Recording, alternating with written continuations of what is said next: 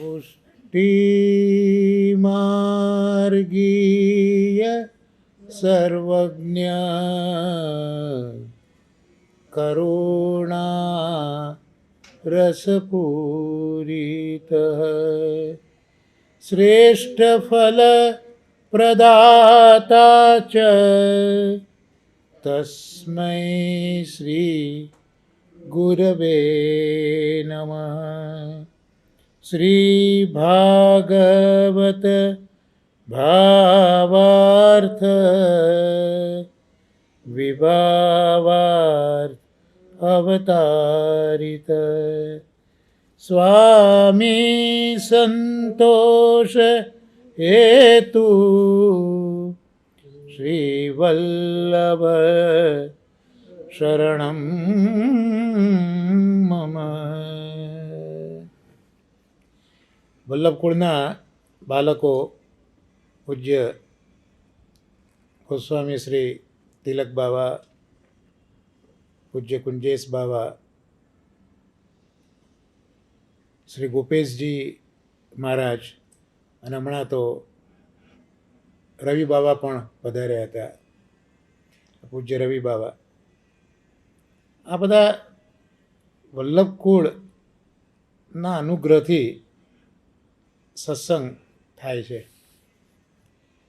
અને આજે જ મહાપ્રભુજીની એક આજ્ઞા બહુ સરસ જોઈ કે ભગવાન કૃપા કરે એની સમજ કઈ રીતે પડે. પ્રભુએ કૃપા કરી એની સમજ કઈ રીતે પડે. તો વૈષ્ણવો જ્યારે મળે ત્યારે માનું કે ભગવત કૃપા થઈ. એટલે હું તો એવું માનું છું કે આ વલ્લભકુળના આશીર્વાદથી વૈષ્ણવ મળે છે એટલે એ દિવસ પૂરતી તો ઠાકોરજીની કૃપા છે એવું આપણે સ્વીકારી લેવું પડે. તો આપણે આજના શ્રી વલ્લભાખ્યાનના સત્સંગમાં આગળ વધીએ. આપણે શરૂઆતમાં જોયું હતું મહાપ્રભુજી ગુસાઈજીને આપણે વંદન કર્યા હતા. અક્ષર બ્રહ્મનું નિરૂપણ શ્રી ગોપાલદાસભાઈએ કર્યું. અક્ષર બ્રહ્મની અંદર પાછો એક ગોલોક જ્યાં પ્રભુની નિત્ય લીલા ચાલે છે, પણ એ લીલા કરવા માટેના સ્થાન પણ અલૌકિક હોવા જોઈએ. એટલે ત્યાં વૃંદાવનનું પહેલાં ગાન કર્યું, યમુનાજીનું ગાન કર્યું, સરિતાનું, અને ગિરિરાજજીનું ગાન કર્યું. તો હવે પ્રભુએ જે લીલા કરવી છે એ લીલાની શરૂઆત હવે આ 13મી અને 14મી ટૂંકની અંદર જોવા મળે છે. કારણ કે આપણા પ્રભુ એ લીલા પરવશ તો છે જ, પણ એમને રાસલીલા તો આપણા પ્રભુને ખૂબ જ પ્રિય છે. એટલે મહાપ્રભુજી પણ રાસલીલૈક તાત્પર્ય એ આચાર્ય ચરણોનું નામ શ્રી ગુસાઈજીએ પ્રગટ કર્યું છે. અને એટલે જ્યારે પરમાનંદદાસજીએ શરણાયા પછી મહાપ્રભુજી આગળ વ્રજમાં જવાની ઈચ્છા કીર્તન દ્વારા વ્યક્ત કરી, ત્યારે મહાપ્રભુજી વ્રજ તરફ પધાર્યા હતા અને રસ્તામાં કનોજમાં પરમાનંદદાસજીનું ઘર આવ્યું. ભોજન કરીને મહાપ્રભુજી બિરાજ્યા હતા અને આજ્ઞા કરી કે કંઈ કીર્તન ગાઓ. હવે આ તો બધા ભગવદીઓ મહાપ્રભુજીના અંગરૂપ જ છે ને, એટલે મહાપ્રભુજીના હૃદયમાં શું ચાલી રહ્યું છે એ એમને જ સમજ પડે. એટલે પરમાનંદદાસજીએ તો હરી તેરી લીલા કી સુધી આવે એમ સુધી કરાવી દીધી. સુધી તો કરાવી દીધી, પણ તકલીફ એ હતી કે 3 દિવસ સુધી મહાપ્રભુજી એ મૂર્છિત અવસ્થામાં રહ્યા હતા. અને એ વખતથી પરમાનંદદાસજી નક્કી કર્યું કે હવે આવા પદો મારે ગાવા નથી. પણ વાર્તા સાહિત્યમાં શ્રી હરિરાય મહાપ્રભુજી એનો સુંદર ભાવ પ્રકાશ કર્યો હતો કે મહાપ્રભુજી રાસ લીલૈક તાત્પર્ય છે. અને અંગીકૃતૈવ ગોપીશ વલ્લભીકૃત માનવ, આ એક મહાપ્રભુજીનું જબરજસ્ત નામ છે કે અંગીકૃત જે જીવોને કર્યા એ જીવોને તરત વલ્લભને પ્રિય કરાવી દે છે. તરત એ ઠાકોરજીને પ્રિય થઈ જાય છે. વલ્લભીકૃત માનવ અંગીકૃત ગોપીશ, એટલે ગોપીશ ભગવાન એમને પ્રિય જે શરણે આવ્યા તે બધાને કરી દે છે. હવે આજે કેમ મગજમાં કંઈક બીજું વિચારો આવે છે, પણ આ જે નામ પ્રગટ કર્યું કે અંગીકૃતૈવ ગોપીશ વલ્લભીકૃત માનવ, તો કૃષ્ણદાસજીના પ્રસંગમાં હવે આ પછી આપણે વલ્ભાખ્યાનનું થોડોક વિચાર કરીએ, મગજમાં જે અત્યારના પ્રભુએ પ્રેરણા કરી છે. કૃષ્ણદાસના મેઘનજીના વાર્તા સાહિત્યમાં પ્રસંગ મળે છે, કદાચ નિજ વાર્તા ગરુ વાર્તામાં ગોકુલનાથજી મહારાજે પણ ઉલ્લેખ કર્યો છે, કદાચ આપણા 84માં ના હોય તો કદાચ આમાં તો એ બિરાજે છે.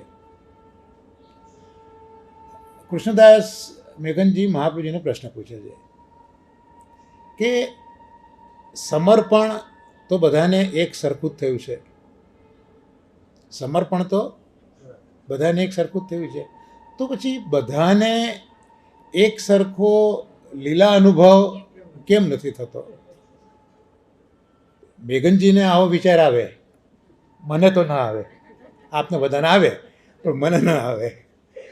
એટલે મહાપ્રભુજી એનો જવાબ શું આપ્યો કે ભાઈ સમર્પણ તો બધાનું થયું છે, પણ વિધિપૂર્વકનું સમર્પણ જેનું હોય એને લીલા રસનો અનુભવ થાય. હવે વિધિપૂર્વકનું સમર્પણ કોને કહેવાય? સમર્પણ તો વલ્લભપુરના બાળકો કરાવે, મહાપ્રભુજી કરાવે, ગુસાઈજી કરાવે, એક જ પ્રકાર હોય. અત્યારે બી વલ્લભકુળ કરાવતો તો મૂળ તો મહાપ્રભુજી ગુસાઈજી બિરાજીને કરાવે છે, એવું માનવાની જરૂર નથી કે વલ્લભકુળ કરાવે છે. પણ વલ્લભકુળના હૃદયમાં એ વખતે મહાપ્રભુજી ગુસાઈજી બિરાજીને આ બ્રહ્મ સંબંધનું દાન કરતા હોય છે. એટલે આ બધા ગુરુદ્વાર કહેવાય. આ બી એક વસ્તુ સમજવા જેવી છે કે પુષ્ટિ માર્ગમાં ગુરુ તો એક જ છે, એ શ્રી મહાપ્રભુજી, અને ગુસાઈજી એ વસ્તુ તો શ્રી મહાપ્રભુજી જે માટે ગુરુ કહેવાય. પણ આ જે અત્યારના આપણે છે આ બાળકો, એ બધા ગુરુ દ્વાર છે. એટલે એ દ્વાર દ્વારા મહાપ્રભુજી આપણો અંગીકાર કરે છે. એટલે એક તાર તમને મગજમાં આપણે રાખવું જોઈએ. એટલે વિધિપૂર્વકનું સમર્પણ એટલે શું?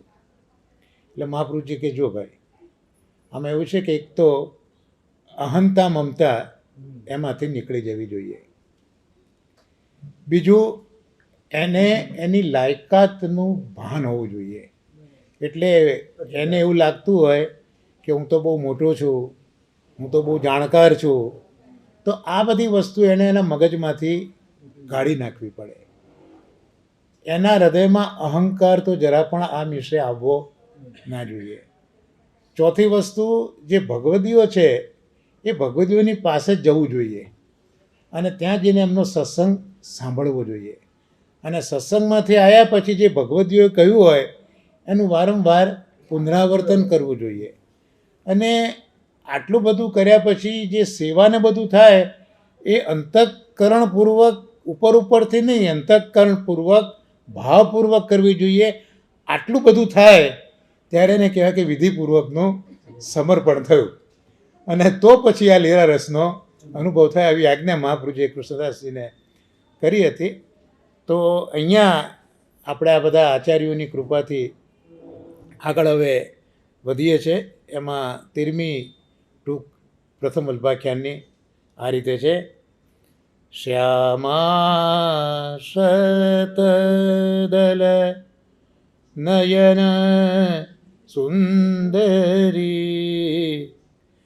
જૂથ તણો નહીં પારે, અનેક રાસ મંડલ રચના, રચી ખેલે શ્રી નંદ કુમાર. આ 13મી ટૂંક છે. બે ટૂંકમાં આ લીલાનું વર્ણન છે. એટલે 14મી ટૂંક પણ જોઈ લઈએ. એણી પેરે નિત નવલી લીલા, ઘોષવાદ ઝંકાર, અંગ સ્વેદ મકરંદે મોયા, મધુપ કરે ગુંજાર, વંદુ શ્રી વિઠ્ઠલવર સુંદર. તો બે જે ટૂંક છે એમાં પ્રભુને જે ગમતી રાસલીલા છે એ રાસલીલાનું વર્ણન કર્યું. શ્યામા શતદલ નયન સુંદરી. તો શ્યામા એટલે 16 વર્ષની જે કન્યા હોય, જેને સાહિત્યની ભાષામાં ષોડશી કહે, તો એ ષોડશી એ અહીંયા શ્યામા. શતદલ નયન સુંદરી. શતદલ એ કમળ આવે. કમળની ઘણી ઘણી પ્રકારો, એમાં શતદલ જેના 100 દલ છે, ઘણાના અષ્ટદલ હોય, 16 દલ હોય, 32 દલ હોય, આ વ્રજની ભાવનામાં. તો શતદલ 100 દળ, 100. તો એ એટલું જે શતદલ 100 પાંખડીવાળું કમળ છે, એના દલ જેવા નયન જેના છે તેવા, અને સુંદરી એટલે 16 વર્ષની એક કન્યા છે, જેના નેત્રો કમળદળ જેવા વિશાળ અને સુંદર છે. અહીંયા સુંદરી કહેતા અને કમલ સાથે નયનની ઉપમા આપવાથી એમ સમજવાનું કે બધા જ અંગો આવા અતિશય સુંદર છે, એવું ગોપાલદાસભાઈ કહેવા માગે છે. અને જૂથ તણો નહીં પાર. અને આવા જે સુંદરી છે એ તો અસંખ્ય છે, જેનો કોઈ જૂથ તણો નહીં પાર. એટલા બધા જૂથો રાસની અંદર બન્યા છે કે જેની ગણના થઈ શકે એવી નથી. અનેક રાસ મંડલ રચના રચી. તો આવા શતદલ નયન સુંદરીઓ જે છે, એમના અનેક જૂથો એની રચના પ્રભુએ કરી છે. એટલે રાસ મંડલની રચના કરી છે. અને ખેલે શ્રી નંદકુમાર. અને એ બધા સાથે નંદકુમાર છે એ પોતે રાસ રમે છે. એટલે અહીંયા પ્રભુના પ્રાગટ્ય પછી તો વૃંદાવનમાં, યમુનાજીની ઠોર ઉપર અને ગિરિરાજજી ઉપર, આ 3 ઠોર જે મહાપ્રભુજી 3 દિવસ મૂર્છિત રહ્યા હતા, 3 જગ્યાએ જ આપ લીલામાં પહોંચી ગયા હતા. તો ભૂતલ ઉપર તો છે, પણ નિત્ય લીલાનો આ પ્રકાર છે. એટલે પ્રભુ જ્યારે સારસ્વત કલ્પમાં પ્રગટ થયા અને જે રાસ લીલા કરી એ તો બરોબર છે, પણ આ જે વર્ણન છે એ વર્ણન જે ગોલોકધામનું છે ત્યાંનું વર્ણન છે, જ્યાં નિત્ય નવલી લીલા ગયા છે. નિત્ય લીલા નિત્ય નવતન શ્રુતિ ન પામે પાર. અને એ જે આખો આ પ્રસંગ છે, ત્યાં પછી આગળ કહ્યું કે એણી પેરે નિત નવલી લીલા ઘોષવાદ ઝંકાર. તો આ રીતની જે લીલા છે, આ જ રીતની એ નિત્ય થાય છે. અને રોજ નવી નવી એમાં લીલા થતી હોય છે. ઠાકોરજીને રોજ નવું નવું ગમે, તો નવીન વસ્તુ તો જ એમાં આનંદ આવે, કારણ કે બાલક છે. તો એમને આ જે લીલા છે, આ જ રીતની લીલા રોજ નવીન હોય છે. એમાં શબ્દ આવ્યો ઘોષ, વાદ અને ઝંકાર. તો અહીંયા જે ઘોષ શબ્દ એટલે ઘોષનો એક અર્થ થાય વ્રજ, એને બી ઘોષ કહે. બીજો ઘોષનો અવાજ થાય અવાજ. ઘોષ એટલે અવાજ. તો અહીંયા જે નિત્ય લીલા થાય છે એમાં ઘોષ એટલે અવાજ થાય છે. તો અવાજ શેનો શેનો થાય? તો રાસ મંડળમાં રાસ રમતા હોય તો ગોપીજનોએ કંકણ પહેરેલા હોય, પગમાં નુપુર હોય, કટીમાં કિંકણી હોય. તો એ રાસ રમતા રમતા એના જે સ્પંદનો આંદોલનો થાય, તો એ સ્પંદનોથી જે અવાજ આવે એ અવાજ અહીંયા ઘોષ છે. તો આ રીતે રાસની અંદર આ રીતના ઘોષ એ ઊભા થાય છે. એટલે કિંકણી, નુપુર વગેરેનો જે અવાજ આવ્યો એને અહીંયા ઘોષ કહ્યો. અને પછી કહ્યું કે વાદ ઝંકાર. અહીંયા વાદ એટલે વાદ્ય કહેવા માગે છે. વાદ એટલે વાદ્ય કહેવા માગે છે. તો અહીંયા નુપુર ઇત્યાદિનો અવાજ આવે છે. અને જ્યારે રાસ રમાતો હોય ત્યારે એમાં કીર્તન પણ થતું હોય. રાસ પ્રકરણમાં ખૂબ સુંદર વર્ણન છે. ગોપીજને એટલા તાળ સપ્તકથી કીર્તન ગાયું હતું કે ઠાકોરજી ખુશ થઈ ગયા હતા અને એને ખૂબ ખૂબ વધાઈ આપી હતી. આ રાસના વર્ણનમાં આવું આવે છે કે ગોપીજીને એટલા તાળ સ્વરથી ગાન કર્યું હતું. તો આવી શબ્દ સહિત જે ગાન થતું હોય, અને વાદ એટલે વાદ્યો વાગતા હોય, મૃદંગ વાગતું હોય, વીણા વગેરે વાદ્યો વાગતા હોય, તો એનાથી જે અવાજ આવ્યો એને ઝંકાર કહ્યો. કારણ કે જે તંતુવાદ્યો વાદ્યો પણ કેવા હોય, એક તો તંતુવાદ્ય હોય જ્યાં તારના એનાથી એ થાય અવાજ નીકળતો હોય, તો એ ઝંકાર વાદ્યનો એ અહીંયા એ શબ્દમાં આવ્યો. અને એ ઝંકાર હંમેશા અવ્યક્ત હોય એટલે તમને સ્પષ્ટ સમજ ન પડે. હા, ઠાકોરજી વેણુનાદ કરે તો એ આખો જુદો, એમાં શબ્દ અને વર્ણ બધું જ આવે. અહીંયા શબ્દો ના આવે એટલે સ્પષ્ટ ખબર ના પડે કે આ શું વાગી રહ્યું છે. પણ એ હોય મધુર, વ્યક્ત ના હોય, અવ્યક્ત શબ્દો. એટલે ઝંકાર પણ છે મધુર, પણ એ અવ્યક્ત શબ્દ છે, એ વાગી રહ્યા છે. અને પછી અંગ સ્વેદ મકરંદે મોયા, એટલે ઠાકોરજી વ્રજસુંદરીઓ રાસ રમી રહી છે એટલે પ્રસ્વેત થયો.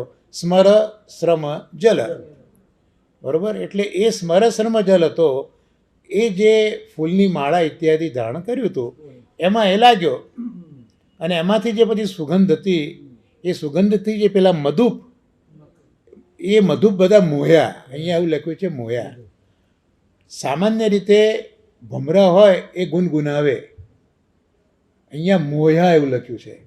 તો મોહ્યા એવું કેમ લખ્યું? તો મોહ્યા એટલા માટે કહ્યું કે જે સુગંધ છે એમાં જે શ્રમ જલ મળ્યું છે, એટલે એ જે મકરંદ છે એ વધારે પ્રકારનું સુંદર થઈ ગયું છે, ઉત્કૃષ્ટ થઈ ગયું છે. અને મધુપ છે એટલે પાન કરે, મધુનું પાન કરે. મધુનું પાન કરે એટલે એમને આ જે મકરંદ જે હતો પુષ્પનો, જે શ્રમ જલવાળો હતો, એ જે મકરંદનું પાન કર્યું એટલે પછી શું થાય કે મધુ એટલે અહીંયા મકરંદનું પણ વાત કરી.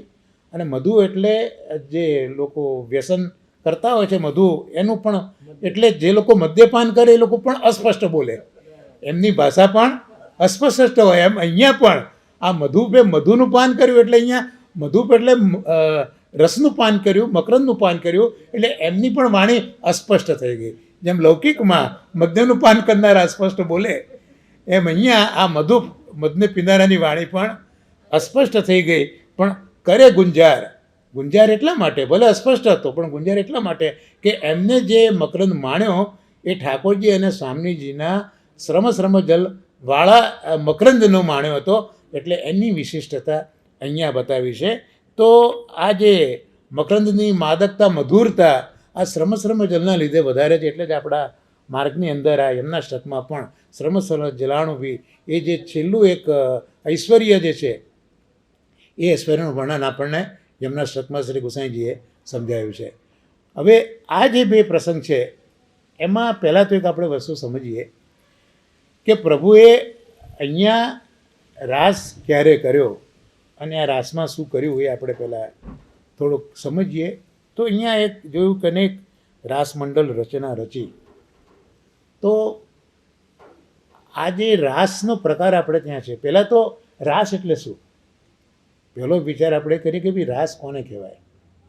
તો રાસની વ્યાખ્યા રસ, વાહ બહુ સરસ, રસાનામ સમૂહ ઇતિ રાસ.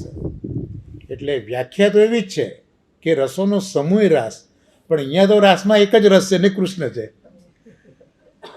અને એ પછી, હા, એ પછી અનેક રસો પ્રગટ કરતી લીલા કરે છે, વસ્તુ જુદી છે. પણ ભલે વ્યાખ્યા રસાનામ સમૂહ ઇતિ રાસ, પણ અહીંયા તો એક જ રસ છે, રસો વૈસજ છે. અને એ પછી જુદા જુદા રસો આ રાસની લીલામાં ઠાકોરજીએ પ્રગટ કર્યા છે. તો હવે આ રસ કેટલા પ્રકારના આપણને શાસ્ત્રમાં જોવા મળે છે. આમ તો ભરતમુનિએ નાટ્યશાસ્ત્રમાં 8 રસો બતાવ્યા છે. શૃંગાર રસ, હાસ્ય રસ, કરુણ રસ, રૌદ્ર રસ, વીર રસ, ભયાનક રસ, બીભત્સ રસ, અદ્ભુત રસ. આ 8 રસ ભરતજીએ નાટ્યશાસ્ત્રમાં બતાવ્યા. બૌદ્ધો આવ્યા, એમણે શાંત રસ ઉમેર્યો. અને મહાપ્રભુજી આવ્યા, આપે ભક્તિ રસ ઉમેર્યો. તો આ કુલ 10 રસ એ અત્યારના આપણે શાસ્ત્રમાં જોવા મળે છે. હવે આ રસ એટલે શું? આ રસ એટલે શું? રસ કોને કહેવાય? વાહ, જે સ્થાયી ભાવ કોને કહેવાય? આ તો સારું, મને વધારે જાણવા મળશે. આ ધીરે ધીરે આ જ ક્રિયા છે ને સમજવાની.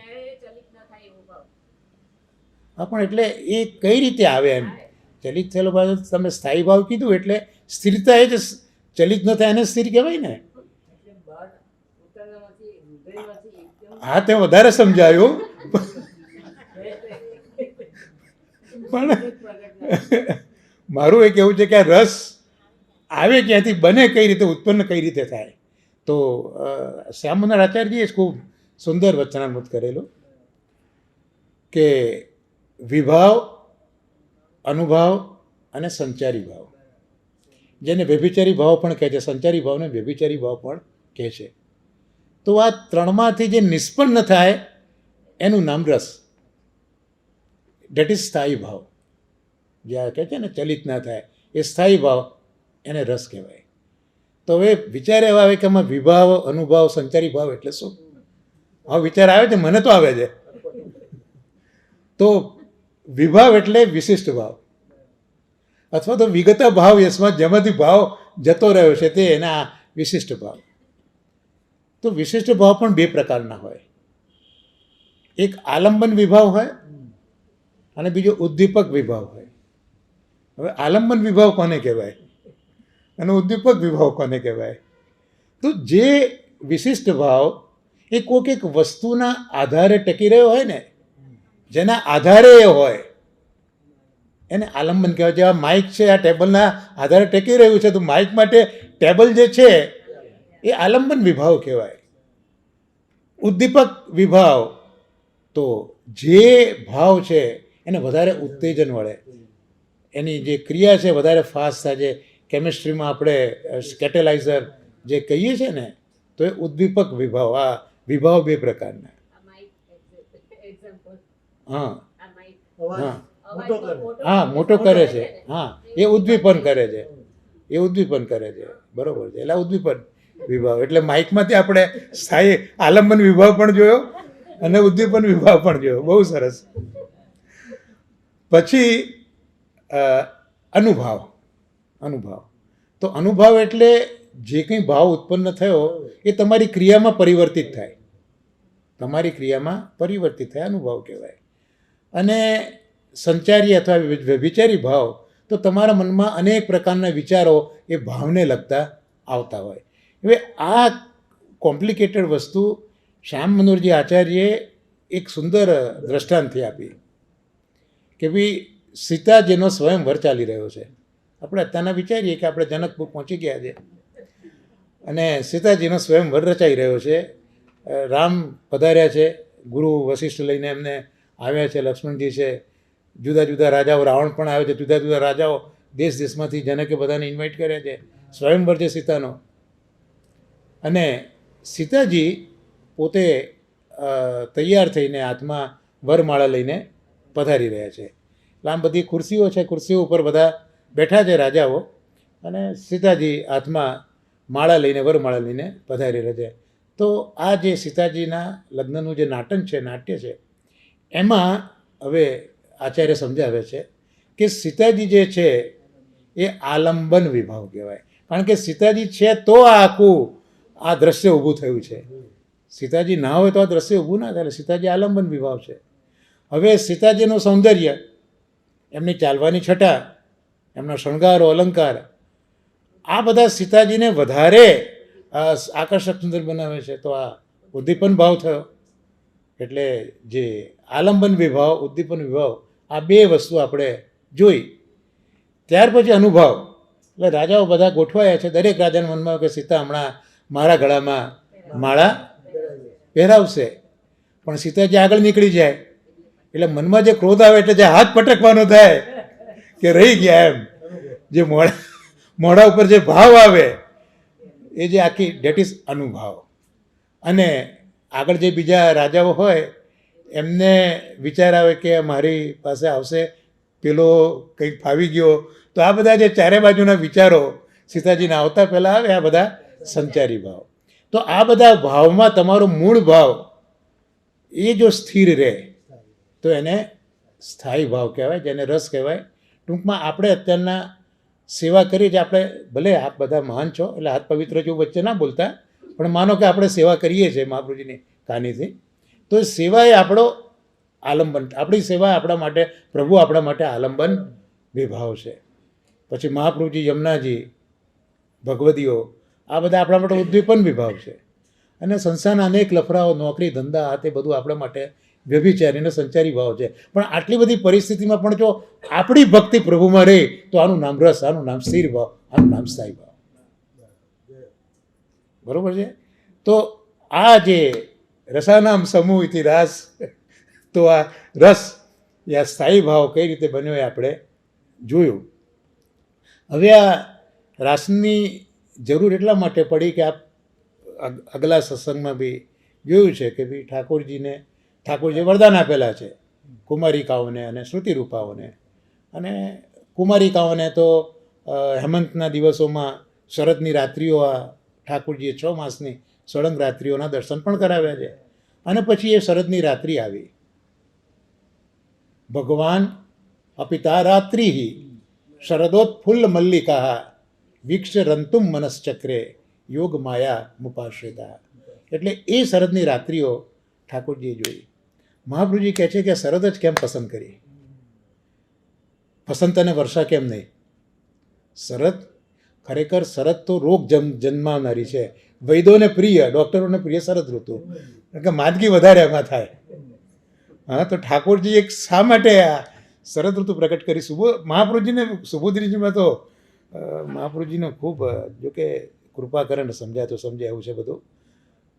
તો શરદનો સ્વભાવ શું છે કે શરદ પહેલાં વર્ષા ઋતુ આવી, એટલે વર્ષા ઋતુમાં નદી નાળાના જળ ડોળા થયા, જળ બધા બગડી ગયા, મળવાળા થઈ ગયા.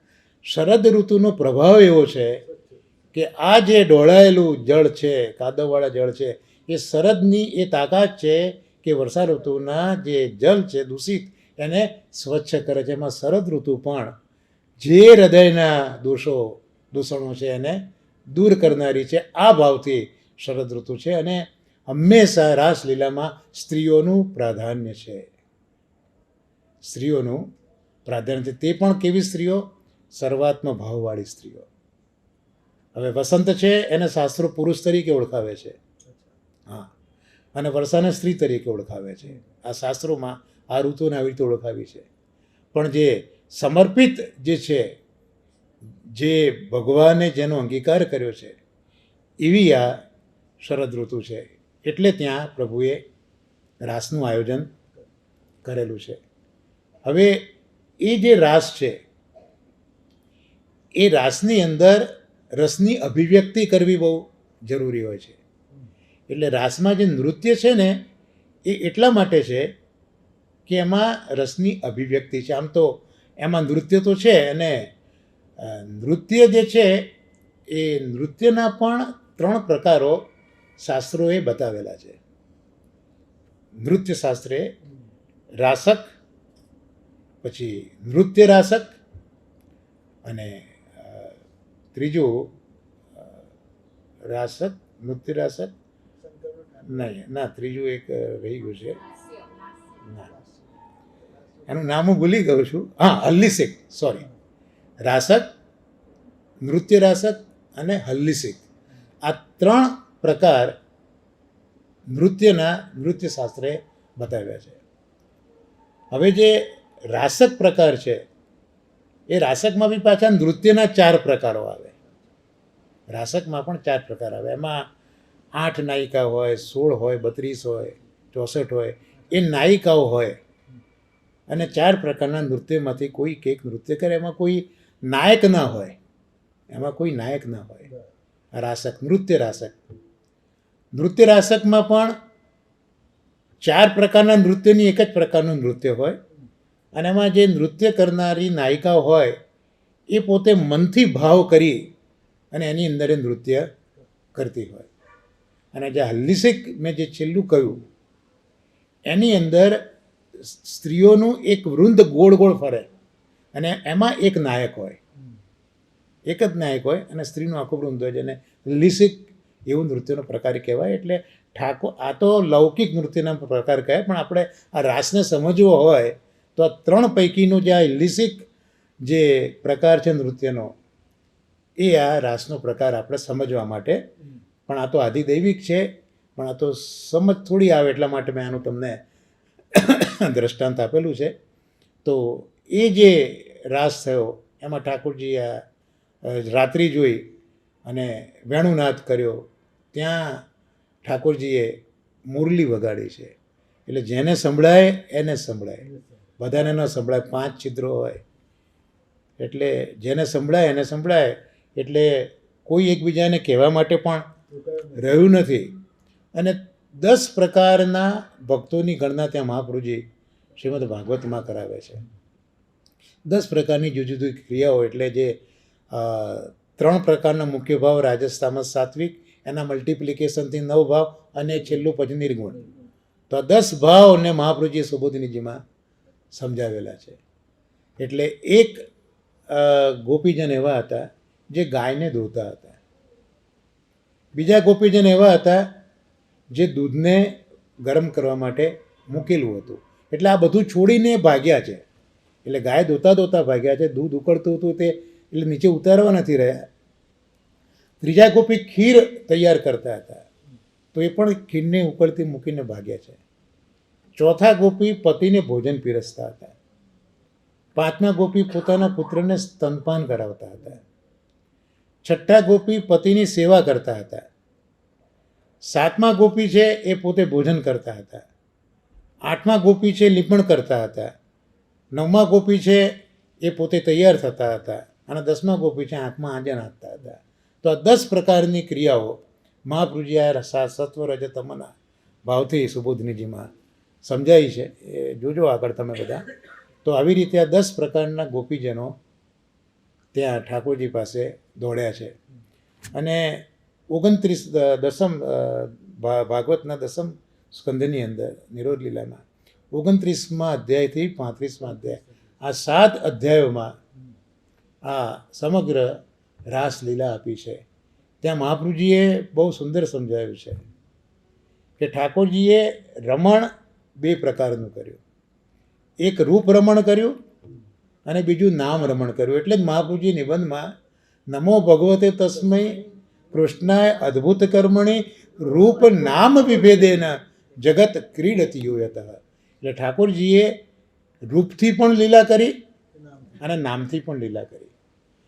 રૂપથી જે લીલા કરી એ 5 પ્રકારની, અને નામથી લીલા કરી એ 2 પ્રકારની. હવે જે 5 પ્રકારની લીલા છે એમાં મહાપ્રભુજી સમજાવે છે કે રાસની અંદર ગોપીજનોના વસ્ત્રો હોય કે ગોપીજનોના અલંકાર હોય કે ગોપીજનોના જે ભાવ હોય એ બધું ઠાકોરજી સ્વરૂપ જ છે. કારણ કે સર્વાત્મ ભાવ ગોપીજનોનો છે. એટલે બધી જ રૂપે ઠાકોરજી છે. એટલે ગોપીજનોના દેહ, ગોપીજનોનું મન, ગોપીજનોની ઇન્દ્રિયો, ગોપીજનોના પ્રાણ, ગોપીજનોની વાણી, આ સ્વરૂપે ઠાકોરજી જ બિરાજે એવું મહાપ્રભુજી આપણને સમજાવે છે. એટલે સમગ્ર ગોપીજનોનું અસ્તિત્વ એ ઠાકોરજી જ છે. એટલે 29મા અધ્યાયમાં ઠાકોરજીએ વેણુનાદ કરીને ગોપીજનોને બોલાયા જે છે, એ જે લીલા છે મહાપ્રભુજી એને આત્મલીલા કહે છે. એટલે ઠાકોરજી ગોપીજનોના આત્મા બની ગયા અને લીલા કરી. વેણું કરીને બધાને બોલાયા છે. ગોપીજનો આવ્યા, પહેલાં તો સ્વાગત કર્યું, સ્વાગતમ વો મહાભાગા, તમારા માટે શું કરું. પછી સાચું રહીને કહે ઘેર પાછા જાઓ. એટલે ગોપીજનો તો પેલા ઠાડા હતા ને અંગૂઠાના નખથી ભૂમિ ખોતરવા માંડે કે આ જગ્યા આપી દે તો સારું. એટલે 10 શ્લોકોમાં ઠાકોરજી એમને પાછું જવાનું કહ્યું. એટલે ત્યાં મર્યાદા ધર્મો ઠાકોરજીએ સમજાયા છે કે ભાઈ આ તો ઘોર વંચે, પતિની પુત્રની બધાની સેવા છોડીને ન અવાય, તમે પાછા જાઓ. પણ આ કહ્યું ને આત્મા અત્યારના ઠાકોરજી બની ગયો છે. એટલે ગોપીજનોએ ઠાકોરજીને પણ એવો ઝડપે સલાહ જવાબ આપ્યો છે કે ઠાકોરજી પછી લઘુરાસ કરવો પડ્યો. ઠાકોરજી રાજી એટલે મહાપ્રભુજી લખ્યું છે કે ભક્તની વાણીનો વિજય. આમ તો ઠાકોરજીની વાણી જ જીતે, ઠાકોરજી જ વિશારદ છે વાણીમાં તો, પણ અહીંયા ગોપીજનોનો વિજય છે. કારણ કે ઠાકોરજી આત્મા સ્વરૂપે અત્યારના ગોપીજનોમાં બિરાજે છે. એટલે 10 શ્લોકોમાં પાછા જવાનું કહ્યું 29મા અધ્યાયમાં. અને 11 શ્લોકમાં ગોપીજનો જવાબ આપ્યો છે આપણા માર્ગમાં પ્રણય ગીત તરીકે ઓળખાય છે. પંચગીતનું મારું પુસ્તક જો આપની પાસે બિરાજતું હોય ને કદાચ દર્શન એના કરતા હો અને મને યાદ કરતા હો તો આમાં બધું જોવા મળશે તમને. એટલે 29મા અધ્યાયમાં આ આત્માથી કરેલી લીલા છે. ત્યાં લઘુરાસ મદન મોહનજીનું સ્વરૂપ ત્યાં ઠાકોરજીનું જોવા મળે છે. ત્યાર પછી ગોપીજનોને મદ થયો, ઠાકોરજી અંતર્ધાન થયા 30મા અધ્યાયમાં. એટલે ગોપીજનો ઠાકોરજીને પહેલાં શોધવા નીકળ્યા, ન મળ્યા. એટલે ઠાકોરજીએ જે લીલાઓ કરી હતી તે લીલા કરી તો પણ ન મળ્યા. પછી રાધા સહચરી સખી મળ્યા, એટલે પોતાના દોષની એને સ્ફૂર્તિ થઈ, એટલે યમુનાજીના પુલિનમાં આવ્યા, ઠાકોરજીને સુધા ન મળ્યા. તો આ લીલા જે છે એ મનથી થયેલી લીલા છે. પહેલી લીલા આત્મા લીલા. હવે ઠાકોરજી મન બની ગયા, કારણ કે ગોપીજનોએ ઠાકોરજીએ જે લીલાઓ કરી તેનું અનુકરણ કર્યું છે. આ ક્યારે બને કે જ્યારે ઠાકોરજી એમના મનમાં બિરાજતા હોય. કારણ કે પૂતના વધની લીલા આખી કરી છે, નાગ ઉપર ચડી ગયા, એ લીલા બધી ગોપીજનોએ એટલે ઠાકોરજીની આ બધી લીલાઓનું અનુકરણ કર્યું છે. એટલે ગોપીજનોના મન છે એ ઠાકોરજી એટલા મનથી કરેલી લીલા છે. 30મો અધ્યાય. 31મો અધ્યાય ઠાકોરજી મળ્યા નહીં, એટલે પછી ગોપી ગીત ગાયું, આપણા બધાનું ગમતું એ ગોપી ગીત ગાયું. એટલે એ ત્યાં વાક, વાણી અને પ્રાણ, હંમેશા વાણી અને પ્રાણનો સીધો સંબંધ છે. આ વાણીનો સર્વનો ઉદ્ભવ જે છે ને એ અગ્નિ અને વાયુમાંથી થયો છે. જ્યાં શબ્દો બને છે ને એ અગ્નિ અને વાયુના સંયોજનથી શબ્દો બનતા હોય છે. એટલે આ જે વાણી અને પ્રાણ એના સંયોજનથી ગોપી ગીત ગવાયું, એટલે એ રૂપે ઠાકોરજી બન્યા. એટલે આ વાક પ્રાણ લીલા એવું મહાપ્રભુજીને સમજાવે છે. પછી ઠાકોરજી પ્રગટ થયા અને ગોપીજનોએ બધા પ્રશ્નો પૂછ્યા.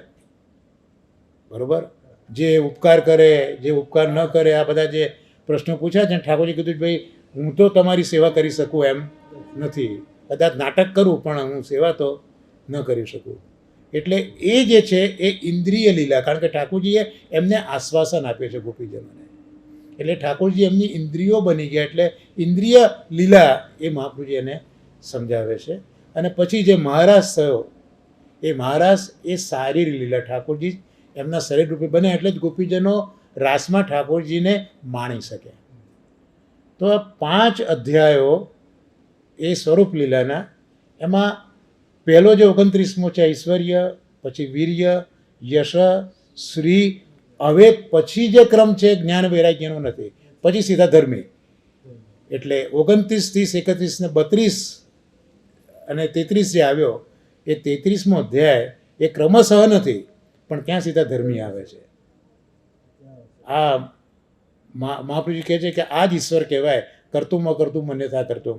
એટલે આખો જે ક્રમ છે ઐશ્વર્યનો એનો ઠાકોરજી અહીંયા બદલી નાખ્યો છે. એટલે આ શારીર લીલા છે. અને પછી જે 2 અધ્યાય રહ્યા એમાં નામ રમણ છે. નામ રમણમાં પેલા શંખચૂડને માર્યો, સુદર્શન સાપથી પોતાના પિતાને બચાવ્યા. તો અહીંયા પ્રવૃત્તિ બતાવી છે અને પ્રવૃત્તિમાં વૈરાગ્ય ધર્મ હોય. એટલે આ જે નામની લીલા છે ત્યાં પહેલાં વૈરાગ્ય ધર્મ આવશે અને પછી જે ગોપીજનો યુગલ ગીત ગાય છે એ નિવૃત્તિ લીલા છે અને ત્યાં જ્ઞાન લીલા છે. તો અહીંયા 10મ સ્કંદમાં આ 7 અધ્યાયમાં આ રીતે ક્રમ એનો ફેરફાર થઈ જાય છે. તો ઠાકોરજી અહીંયા આ રીતે રાસલીલા કરી છે. તો અહીંયા જે કહેવા માગે છે તે આ જ વસ્તુ કહેવા માગે છે કે ઠાકોરજીએ આ રીતે રાસ કરી. અને જે સૌથી પહેલાં ગોપીજનો દોડે છે, હકીકતમાં ઠાકોરજીએ કુમારિકાઓને જ બોલાવવા માટે વેણુનાદ કર્યો છે, પણ પ્રભુ કૃપાથી શ્રુતિરૂપાઓએ પણ સાંભળ્યો છે અને એટલે એ પણ ગયા છે. પણ સૌથી પહેલાં પહોંચનારા તો કુમારિકાઓ છે. એના માટે મહાપ્રભુજી કારણ સમજાવે છે કે જે ગોપીજનો દોડ્યા છે ને તો ત્યાં વર્ણનમાં દોડતા ગોપીજનોના વર્ણનમાં એમના કર્ણની અંદર જે કુંડળો છે એ ડોલી રહ્યા છે, હાલી રહ્યા છે, એવું વર્ણન શ્લોકોમાં જોવા મળે છે. એટલે આ જે કુમારિકાઓ છે મૂળ તો ગૌડ દેશમાંથી, દક્ષિણ પ્રાંતમાંથી જે તો આવેલા છે. એટલે જે દક્ષિણના સ્ત્રીઓની જે એક એ વખતની જે હતી રીત, એમાં જે લોલકબંધી લટકતા કુંડળ હોય એ પહેરવાની એ વખતે એક પ્રથા હતી. એટલે આટલા ઉપરથી એવું અનુમાન મહાપ્રભુજી સમજાવે છે કે કુમારિકાઓ એ સૌથી પહેલાં ગયા છે. તો આ રીતે આપણે જે અત્યારના રાસલીલા છે એનું કંઈક આપણે અવગાહન કરવાનો પ્રયત્ન કર્યો છે. અને પછી આ આવ્યું 14મા ટૂંકમાં કે એની પેરે નિત નવલી લીલા. એટલે આ જે લીલા છે એ નિત્ય લીલા છે. ગુસાઈજી મહારાજે મહાપ્રભુજીના માર્ગમાં નિત્ય લીલાવાદ મૂક્યો છે. એટલે આપશ્રીનું એવું કહેવું છે કે જે લીલાઓ છે ઠાકોરજી નિત્ય કરે જ છે. એટલે આજે બી જન્માષ્ટમી આવે તો ઠાકોરજીનું પ્રાગટ્ય થાય જ છે. એટલે આપણે ત્રીજા ઘરમાં જ બ્રજભૂષણલાલજી મહારાજ જે નંદ ઉત્સવવાળા તરીકે ઓળખાય છે, કદાચ 8મા તિલકાયત, તો એવું કહેવાય છે કે એમને નંદ મહોત્સવવાળા શા માટે કહે છે? તો નંદોત્સવ જ્યારે આવે ત્યારે એટલા બધા લીલાના અંદર ભાવાત્મકમાં પહોંચી જતા કે 3 દિવસ સુધી એ મૂર્છિત અવસ્થામાં રહેતા હતા. એટલે એ પોતાના નેત્રે તાદ્રસ બનતી અલૌકિક લીલાનું દર્શન કરતા હતા. એટલે આપણા ત્રીજા ઘરમાં નંદ મહોત્સવવાળા બ્રજભૂષણલાલજી મહારાજ તિલકા તરીકે બિરાજે જેનો જિક્ર છે. એટલે આ નિત્ય લીલા એ આજે પણ ભૂતળ ઉપર થાય છે. અને એનું વાર્તા સાહિત્યમાં પણ કદાચ 40મી વાર્તા એમાં ગુસાઈજી મહારાજ દક્ષિણ દેશમાં પધાર્યા છે એનો એક પ્રસંગ છે. ત્યાં દક્ષિણ દેશમાં પધારેલા સત્સંગ કરાવતા હતા. એક 12-13 વર્ષનો છોકરો આવીને ત્યાં સાંભળતો હતો. મેં એક દિવસે ગુસાઈજીએ વર્ણન કર્યું કે ઠાકોરજી ગાયો ચરાવીને જે આવે છે એનું, અને ગુસાઈજી મહારાજ વર્ણન કરે પછી એમાં શું બાકી હોય. એટલે છોકરાને થયું કે આ ખરેખર આવું થાય ખરું એમ. અને ગુસાઈજી કે આજે પણ થાય, કારણ કે ગુસાઈજીનો વાદ જ નિત્ય લીલાવાદ છે ને, થાય આજે પણ થાય. તો પેલા છોકરાને એમ કે ગુસાઈજી મારા ગુરુ છે એટલે એમની વાક્યમાં તો દ્રઢતા હોય જ, એમ સત્ય વાક જ હોય મારા ગુરુ તો હું જોઉં એમ. એટલે એ 12-13 વર્ષનો છોકરો ઘરમાંથી કોઈને કીધા વગર હાથ ખર્ચી થોડી લઈને વ્રજમાં નીકળી ગયો. આગળ ગયા પછી કોકને કહેવાડ્યું કે ઘેર કહેજે કે હું વ્રજમાં જઉં છું એટલે ચિંતા ના કરે એમ કરીને. તો વ્રજમાં પહોંચી ગયો. પહેલાં ગોકુળ આવ્યા અને પછી ગોવર્ધન આવીને ઊભો રહ્યો. સાંજ પડી અને ગાયો અને ગોવાળિયા બધા આવ્યા. તો જે ભૌતિક અને લૌકિક પ્રકાર હતો એને જોયો કે ગાયો ગઈ, ગોવાળિયા ગયા, પણ આ ગુસાઈજીએ વર્ણન કર્યું છે એવું તો કંઈ દેખાયું નહીં. કારણ કે ગુસાઈજીએ વર્ણન કર્યું હતું એમાં તો જે ગાયો હતી એને સોનાની શિંગડીઓ હતી, રૂપાની ખરી હતી, અને કેટલા મસ્ત કચરાળા નેત્રો હતા. અને ઠાકોરજી પોતાના સખા ઉપર હાથ પધરાવીને વેણુનાદ કરતાં કરતાં બળદેવજીને બધા આવતા હતા, અને કેટલી બધી સરસ મજાની ગાયો હતી. આ બધું વર્ણન શ્રી ગુસાઈજીએ કરેલું. જે ગોરખ છે ઠાકોરજીના શ્રીમસ્તકે લાગી હતી, મયુરપીછ ધારણ કર્યું હતું, સુંદર પાગ હતી, રજ બધી લાગી ગયેલી હતી. ગોરજ છુરિત કુંતલ બદ્ધ બર છે ને ભાગવતના 10મ સ્કંદમાં, તમ ગોરજ છુરિત કુંતલ બદ્ધ બરહ વન્ય પ્રસૂન રુચિરે ચણચારુ હાસ.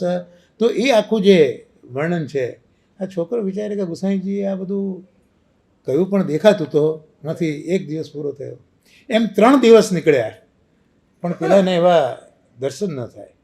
એટલે પેલો વિચારમાં પડ્યો કે ભાઈ મારા ગુરુ ખોટું તો બોલે જ નહીં, વાક્ય તો મને થતું નથી, એટલે કંઈક તકલીફ મારામાં છે. આવા વૈષ્ણવ પહેલાંના હતા. હું મારા તરફ હું જોઉં છું તો મને એવું લાગે છે કે હું એના એવું નથી. આ જે પહેલાંના વૈષ્ણવ જો આવો વિચાર કરતા હતા કે મારામાં દોષ છે, હું સમોરધર, હું મારામાં સ્વીકારું છું કે હું પોતે આવું એસેપ્ટ નથી કરી શકતો કે કેમ મને આવું નથી થતું એમ. પણ આ છોકરાને થયું કે આ કંઈક મારામાં લાગે છે. એટલે 3 દિવસ ભૂખ્યો તરસો રહ્યો. અને 3 દિવસ પછી તો એને જે સાંજ પડી ગઈ, ગોધૂલીનો સમય થઈ ગયો, અને એને જે તાપ પ્રજ્વલિત થયો, ગોવર્ધન રાજાને થયું કે આ મરી જશે હવે ખાધા પીધા વગર. દયાળુ છે ને દયાળુ છે ને કે મરી જશે. એટલે સાંજ સમય થઈ ગયો હતો. એ જ વખતે ઠાકોરજીએ એવી કૃપા કરી કે આકાશમાં હજી જાણે દિવસ આથમવાને 2 ઘડીનો સમય બાકી છે એવું આકાશ થઈ ગયું. એટલે પેલો છોકરો વિચારવા પડે કે હું જોઉં છું તે સાચું છે, હમણાં તો સંધ્યા હતી અને આ હજી પ્રકાશ દિવસ આથમતો એ જોવા મળે છે, હું બરોબર છું ને? તો કાં તું તો બરોબર જ છું. અને ત્યાં જ એને જોયું જે ગુસાઈજીએ વર્ણન કર્યું હતું કે ગવાના ધણા પહેલાં આગળ આવતા હતા. એ જ કચરોટા નયન હતા અને સિંગડીઓ સોનાની હતી, રૂપાની ખરીઓ હતી અને ભાંભરતી હતી. પોતાના વાછરડાઓને મળવાનું હતું, ભાંભરતી જતી હતી ને એટલી બધી ધૂળ છવાઈ ગયેલી હતી. પાછળ ગોવાળિયાઓ હતા અને છેલ્લે ઠાકોરજી વેણુનાદ કરતા આવતા હતા. એ જ ગોરસથી છુરિત એમની પાગ, એમનું મુખારવિંદ, એમની અલક, એ બધી જ ગોરસ છુરિત હતી. પોતાના સખાઓના ખભા ઉપર હાથ મૂકેલો હતો. બળદેવજી હતા. આ બધું એણે જોયું એટલે તો રાજી થઈ ગયો કે મારા ગુરુ તો સાચા જ છે. અને ઠાકોરજી જાણે એની પાસેથી પસાર થયા, ઠાકોરજી એને ખેંચી જ લીધો. જે લૌકિકમાં હતો એને ખેંચીને ઠાકોરજીએ અલૌકિકમાં પોતાની સાથે લઈ ગયા, નંદાલયમાં લઈ ગયા. નંદાલયમાં 3 દિવસ સુધી પોતાની સાથે રાખ્યો, ત્યાં સુધી કે ઠાકોરજી સૂતા તે સૈયામાં પોતાની સાથે એને સુવાડતા. હરિરાય ચરણોએ આજ્ઞા કરી છે, કારણ કે આ જે છે એ કુમારિકા યુથનું આ જીવ હતો. જે હમણાં આપણે આ રાસની વાત કરી ને કે મૂળ તો કુમારિકાઓ માટે જ નાદ થયેલો હતો, તો આ કુમારિકા યુથ જે હતું એનો આ જીવ હતો.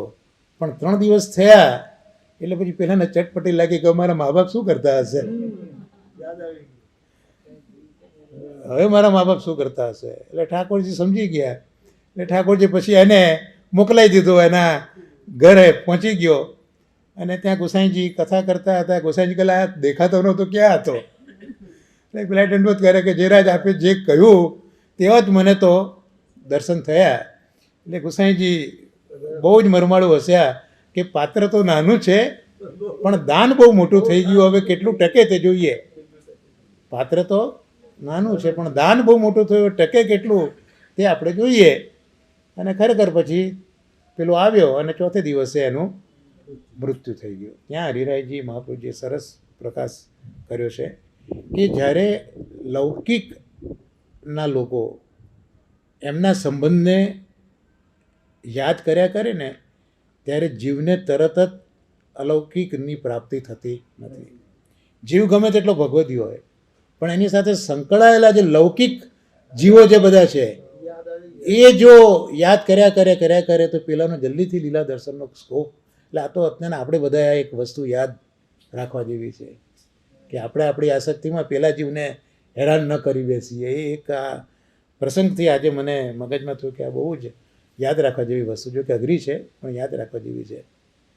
તો આ રીતે હરિરાય ચરણો કહે છે કે એની કેટલી ગુરુમાં નિષ્ઠા હતી એ પણ અહીંયા આ રીતે સૂચન થયું છે. તો આ રીતે ગુસાઈજીને ત્યાં નિત્ય લીલા છે, નિત્ય નવલી લીલા એ અનેક રાસ મંડળમાં આવી રીતે થયા જ કરે છે. તો ગોપાલદાસભાઈએ જે ગોલોકમાં ઠાકોરજીની નિત્ય નવીન જે આ લીલા થાય છે, ત્યાં જે મધુપ બધા આવે છે, જે ઘોષ થાય છે, વાદ્યોના જે જણકાર થાય છે, આ બધું જે વર્ણન છે એ આપણે અહીંયા 13મા અને 14મા ટૂંકની અંદર આપણે જોયું. હવે ઠાકોરજી એક લીલા તો કરતા નથી, અનેક લીલા કરે છે. આપણે ઠાકોરજી શું કરે છે? શાસ્ત્રીજી કોઈ પ્રશ્ન પૂછેલો કે આપણે ઠાકોરજી શું કરે છે?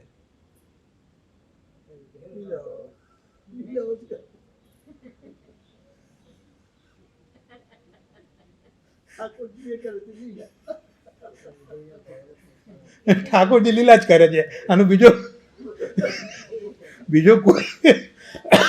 કોઈ જવાબ નથી. આપણે સેવા કરીએ છીએ, બરાબર? તો સામે ઠાકોરજી શું કરે છે? લીલા કરે છે. આપણે ઠાકોરજીને જગાડ્યા એ આપણી સેવા થઈ. ઠાકોરજી જાગ્યા એ શું થયું? આ પણ શ્યામમંગળ આચાર્યજીએ લીલા અને સેવાની ભાવના ખૂબ સુંદર પુસ્તકમાં સમજાવી છે. આપણે ઠાકોરજીને પહોંચાડ્યા એ આપણી સેવાથી. ઠાકોરજી પહોંચી ગયા એ ઠાકોરજીએ શું કર્યું? લીલા કરી. આપણે ઠાકોરજીને રાજભોગ ધર્યો આપણી સેવાથી. ઠાકોરજી આવ્યો કે શું થયું? લીલા થઈ. તો ઠાકોરજી કેટલી લીલા કરે છે? આવી તો કેટલી લીલા ઠાકોરજી કરે છે? એ બીજો પ્રશ્ન હતો. તો ઠાકોરજી 10 લીલા કરે છે, 10 લીલા કરે છે. શ્રી કૃષ્ણમ પરમાનંદમ 10 લીલા યુતમ. આ બધા જે મહાપુરુષના શ્લોકો છે એનું અવગાન કરવું જોઈએ ગ્રંથોમાં. આપણે પેલું કીધું ને વિધિપૂર્વકનું સમર્પણ, એમાં આ બધું જરૂરી છે. એટલે શ્રી કૃષ્ણ પરમાનંદમ 10 લીલાયુતમ સદા સર્વ ભક્ત સમુદ્ધારે વિસ્ફુરંતમ વયમ નુમ. આ જે નિબંધમાં જે મંગલાચરણ છે ને તેમાં સ્પષ્ટ છે 10 લીલા કરે છે ને ભાગવતમાં પણ 3જા સ્કંદથી લઈને 12મા સ્કંદ સુધી 10 લીલાઓનું જ વર્ણન ત્યાં જોવા મળે. ઠાકોરજી 10 લીલા કરે છે, પણ આ 10 લીલા એ નિત્ય છે, નવતન છે અને શ્રુતિ પણ એનો પાર પામી શકતી નથી. તો આ રીતે ઠાકોરજીની આ રાસલીલાનું વર્ણન જોયા પછી હવે ઠાકોરજી બીજી શું આગળ વિચાર કરે છે એ બધું આવતા શુક્રવારે ગુસાઈજી જેમ પ્રેરણા કરે, ગોપાલદાસજી જેમ સમજાવે, આચાર્યો જેવા આશીર્વાદ આપે એ પ્રમાણે આપણે આગળ જોવાનો વિચાર કરીએ. તો ત્યાં સુધી આશ્રયપદનું ગાન આપણે સાથે કરી લઈએ. બોલો દ્રઢઈને મોટેથી.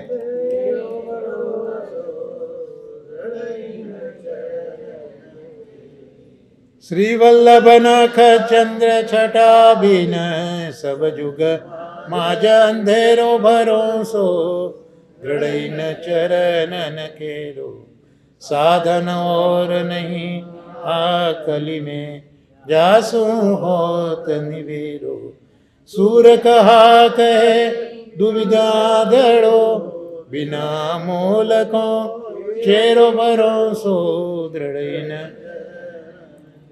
શ્રી ગોવર્ધન નાથ કી જય. શ્યામ સુંદર શ્રી અમને મહારાણી કી જય. શ્રી આચાર્ય શ્રી મહાપ્રભુજી કે સર્વે વૈષ્ણવોને ભગવત સ્મરણને